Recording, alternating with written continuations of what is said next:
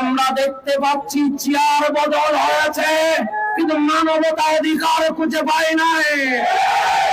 আমরা জানিয়ে দিতে চাই, এই সোনার বাংলায় শহীদ ফারুকীর রক্ত এখনো লেগে আছে, আল্লামা বাকি বিল্লাহর রক্ত এখনো লেগে আছে, খাদিম লিয়াকতের রক্ত এখনো লেগে আছে, উদ্দিনের রক্ত এখনো লেগে আছে।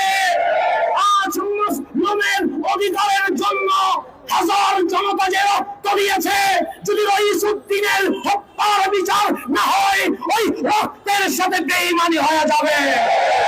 আমরা প্রশাসনকে জানিয়ে দিতে চাই, উদ্দিনের হত্যার বিচার যদি দেরি করা হয়, বিপ্লব যেন মহাবিপ্লব আকার ধারণ না করে। আমরা জানিয়ে দিতে চাই প্রশাসনকে, 26 তারিখ আমরা লক্ষ জনতার সমাবেশ করেছিলাম, এখানে কোনো দুর্ঘটনা ঘটে নাই।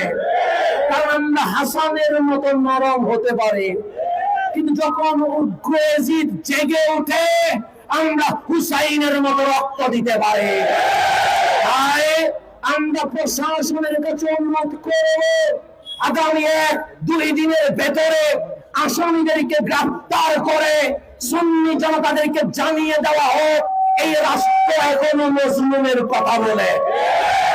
আমরা রইসুদ্দিনের হত্যার বিচার না হওয়া পর্যন্ত আমরা রাজপথ কখনো ছাড়বো না ইনশাআল্লাহ। আসসালামু আলাইকুম ওয়া রাহমাতুল্লাহ।